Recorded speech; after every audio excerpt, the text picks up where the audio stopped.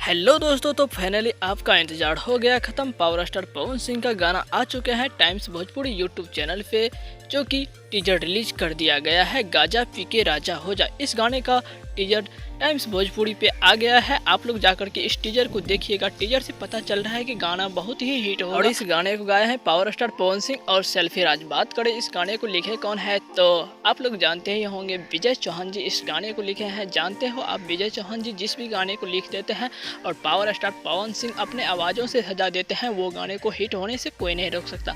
बात करें म्यूजिक दिए हैं, तो इसमें विकास यादव म्यूजिक दिए हैं, बल्कि नए हैं म्यूजिक डायरेक्टर। तो दोस्तों बात करें इसमें फ्यूचरिंग कौन किया है, तो आप लोग इसे जानते ही होंगे, सौम्या पांडे को, जो कि बहुत ही अच्छे एक्ट्रेस है और बहुत ही अच्छा अपना सॉन्ग में जलवा दिखाती है। बोलबम का ये सॉन्ग में अपना जलवा ये अपने तरीके से दिखाया है, जो कि बहुत ही अच्छा लग रहा है। टीजर देख करके आपको पता चल जाएगा। तो बात करें इस गाने के वीडियो डायरेक्टर की, तो रवि पंडित है इस गाने की वीडियो डायरेक्टर और इस गाने को 6:45 में टाइम्स भोजपुरी यूट्यूब चैनल पे रिलीज कर दिया जाएगा 19 अगस्त को 6:45 में।